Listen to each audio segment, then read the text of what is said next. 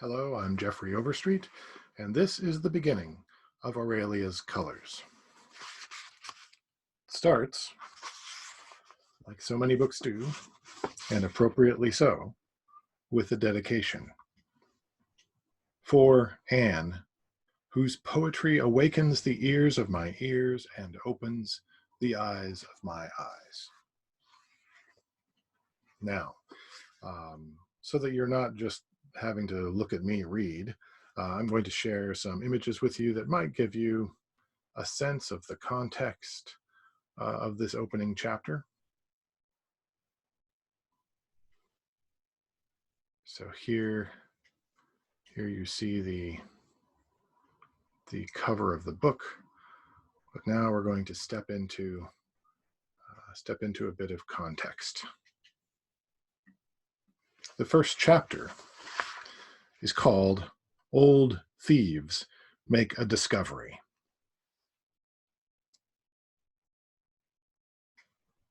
Auralia lay still as death, like a discarded doll in a burgundy tangle of rushes and spineweed on the bank of a bend in the river Throne's Call, when she was discovered by an old man who did not know her name.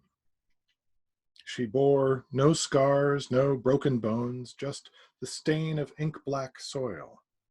Contentedly, she cooed, whispered, and babbled, learning the river's language, and focused her gaze on the stormy dance of evening sky, roiling purple clouds edged with blood red. The old man surmised she was waiting and listening for whoever or whatever had forsaken her there.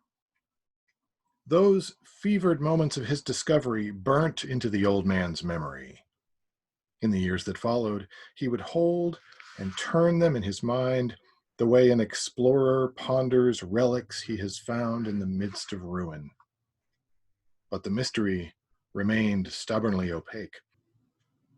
No matter how often he exaggerated the story to impress his fireside listeners. I dove into that raging river and caught her by the toe.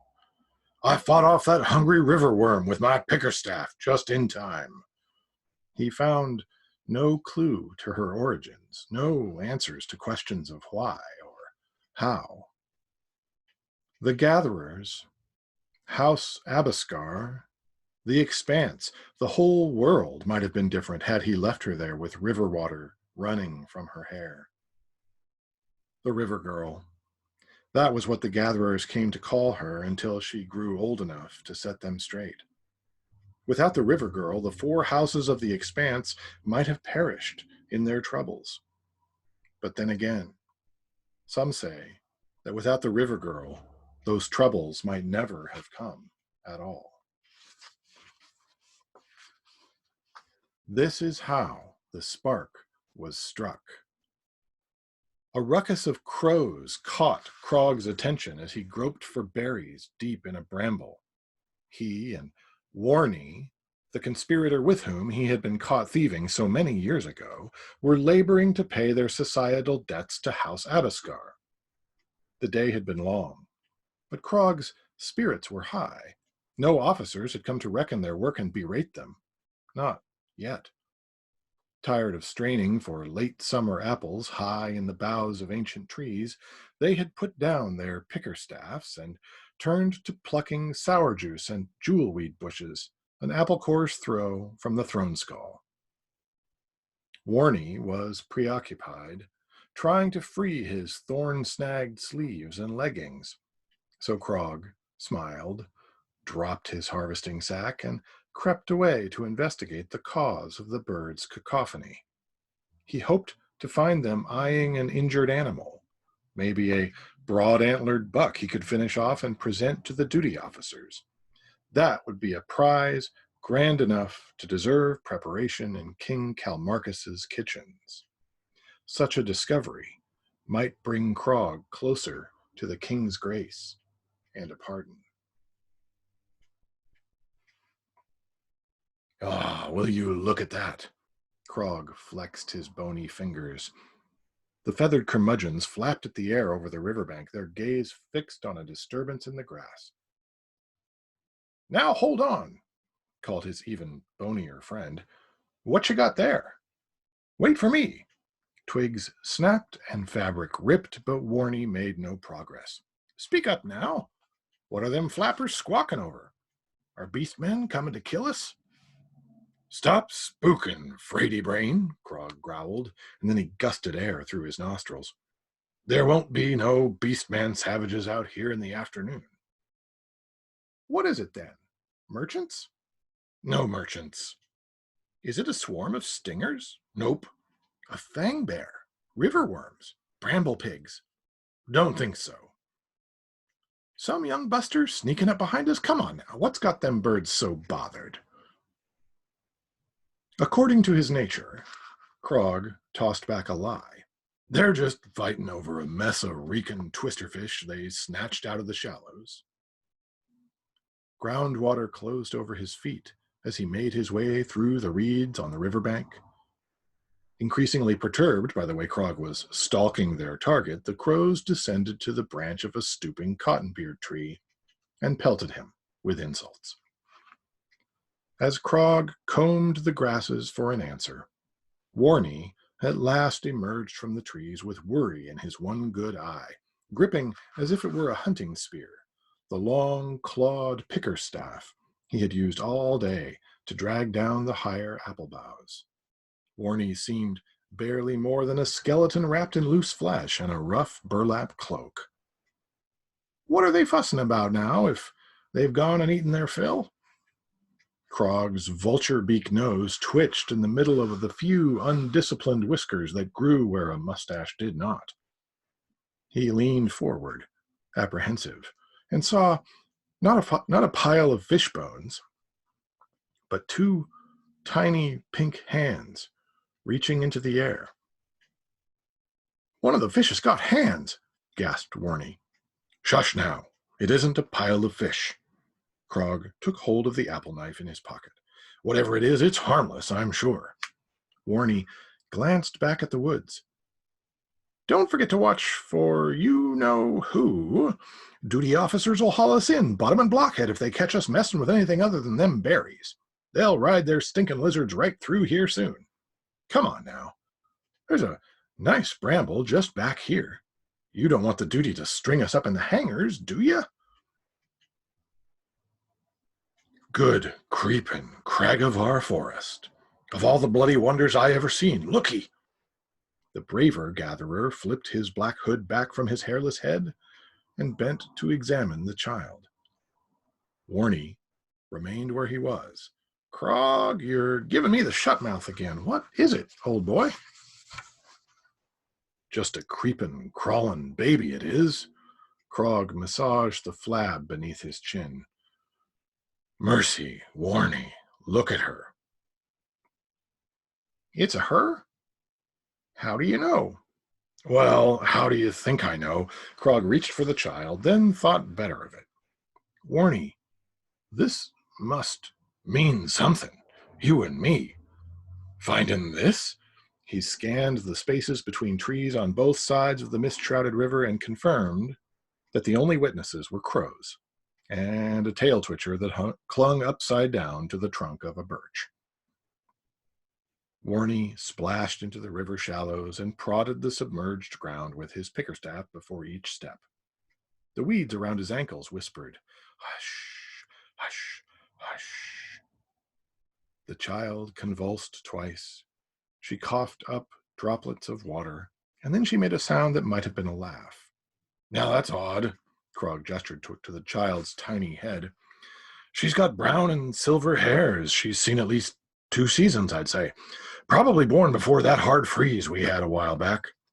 Yep, gotta agree with you there. Warney's eye was white as a sparrow's egg in the shadows of his hood. And she's not the spawn of these beast men. Everything about her seems like a good baby girl, not some accursed cross between person and critter. Looks like she's been fed and looked after, too. Well, until she got tossed into the river, I suppose. Gotta agree with you there. Warney now leaned over the child, swaying like a scarecrow in the wind. She's better fed than any of us gatherers, or crows, for that matter. The crows were quiet, watching, picking at their sharp toes. Krog knelt and took to picking at his toes as well, poking at yellow places, which meant he was thinking hard. We're too far east of Housebell Amica for her to belong to them proud and greedy folk. But how could she be from our good House Abiscar? Folk from Abiscar only step outside of the house walls if King Calmarcus tells them to. Too scared of beastmen they are, these days. Gotta agree with you there. Do you always gotta agree with me there? Krog snatched the pickerstaff from Warney's hands and clubbed his hooded head. Warney jumped away, growled, and bared his teeth. Krog tossed the staff aside and rose up like a bear, answering the challenge of a rat. Warney, like a rat, realizing he has awakened a bear, fled back toward the quiet woods. Now don't get it in your head to leave me here with this orphan, Krog called, or I'll rip that patch off your dead eye. Have you thought? Warney paused, turned, and clasped his head with both hands, as if trying to stretch his mind to accommodate a significant thought. Has it occurred to you that? Do you think? Speak, you rangy crook. Oh, ballyworms, Krog. What if she's a North child? Krog stumbled back a step and narrowed his eyes at the infant. The tail twitcher, the crows, and even the river seemed to quiet at Warney's question. But Krog at last shook off worry. Don't shovel that Vaughn pile my way, Warney. You've been eating too much Yanni stew, and your dreams are getting to you. Only crazies think North children are actual. There's no such thing. They watched the baby's hands sculpt shapes in the air. And anyway, Krog continued, glancing northward at the sky purpling over the jagged mountains of the forbidding wall, everybody knows North children are taller, and they drape blankets over themselves. Nearby, branches broke with sharp echoes as something moved in the woods. Grab for a weapon, hissed Warney, because I smell prowling beastmen. Doubtful, said Krog, but he bent his knees and sank into the grass. Duty officers, then. In case their overseers were in fact looking for them, Krog shouted, We better get back to the patches, Warney. I sure don't see any berries out here. He lifted Warney's pickerstaff and marched to join his friend in the trees. But Warney seemed stuck, as though the girl had tossed a rope and snared his ankle. You know what they say? If a man leaves a good deed undone, North children will come creeping at night and drag him off into the curse of the... I'm not scared of you, Buttguster, Krog whispered. Now, hush, before anybody hears you. The girl, aware that she was alone again, began to murmur as if talking with someone they could not see. The gatherers watched her clap her tiny hands. A crow took wing from the cottonbeard tree and made a wide circle over the child's bed. They want that fresh meat, Krog observed. Warney nodded. Gotta agree with you. His mouth snapped shut and he winced. Krog loosed a weary sigh, waved a scornful gesture at the birds, and returned to kneel beside the baby. Warney hopped back to peer over Krog's shoulder. What's that she's lying in? That isn't a sinkhole. No, somebody carved out this hole with their hands. Not with their hands. No. Look, Krog, toes. This North child's lying in a footprint. Warney's grin signified a victory. Gotta disagree with you there. The child had gone quiet and still, and that was what Krog would remember for the rest of his troubled life. The moment when her eyes gathered sunset's burning hues and flickered with some element he had never seen, the way she rested as though commanded to surrender by some voice only she could hear, the way he clenched his jaw, made his decision. A wave of wind carried a few slow leaves, a shower of twirling seed pods from the violet trees, spiders on newly flung strands, and a hint of distant music. The early evening verse, sung by the watchman of House Abascar to mark the dusk of the day. Oh, our backs are strapped now. They'll string us upside down for certain. It's late, and we're bound to be found missing. Warnie's eye rolled to fix on the sun's fading beacons.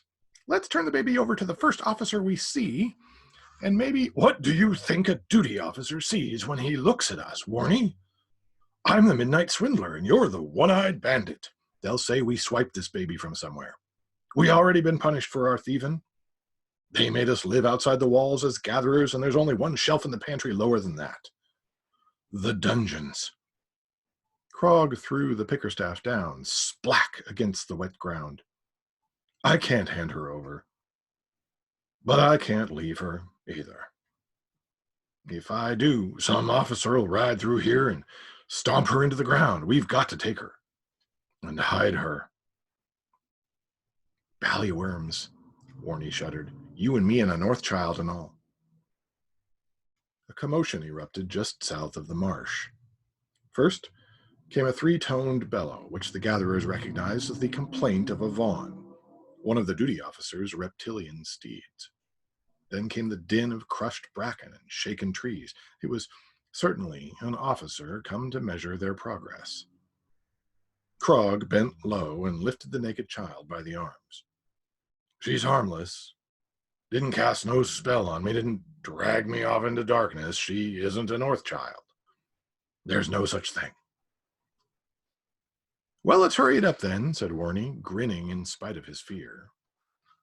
A few minutes later, Krog and Warnie reached the shelter of thatched grass roofs and crooked mud walls in the woods just outside House Avascar's boundary. There, the kinder sort among the gatherers would tend to the river girl's needs and protect her from the dangerous sort. Warnie clapped a hand over his mouth, muffling a laugh. Don't it bring back memories, Krog? Sneaking off with treasure like this? Warnie, Krog replied, we've never lifted treasure like this. Krog and Warnie weren't punished for carrying back the child, but they were strung up in the hangers and dangled from their ankles there a full day, scraping the filthy gutters of their vocabulary. When it was discovered, they had returned without their designated pickerstaffs. Meanwhile, at the river's edge, water seeped from the soil into the footprint, turned to mud and solidified. A mist rose, hovered over the place, then whisked away without wind to carry it. It would remain a mystery and a memory to the three men who had found it there, the two troubled gatherers, and one other. Just after Krog and Warnie had absconded with the child, a solitary rider emerged from the trees and sighted that damp impression in the grass. The young rider, small and eager, dismounted and studied the outline even as it began to fade.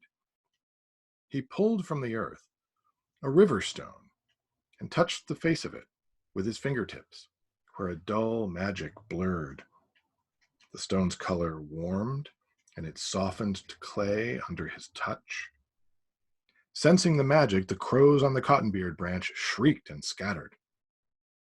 The boy etched a mark in the stone as similar to the contours of the footprint as he could. A sculpture, an equivalent. Then he walked up and down the banks a while, surveying the soil. When the Vaughn snorted impatiently, he returned and climbed back into his ornate saddle. The two-legged steed stomped off, happy to head away from the water and into the trees. No one knew of the rider's visit to the river.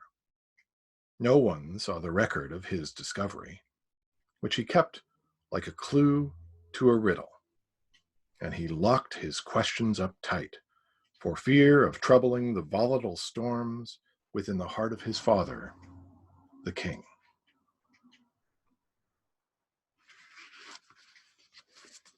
And that is the end of chapter 1. Thank you for listening. There is so much more to come.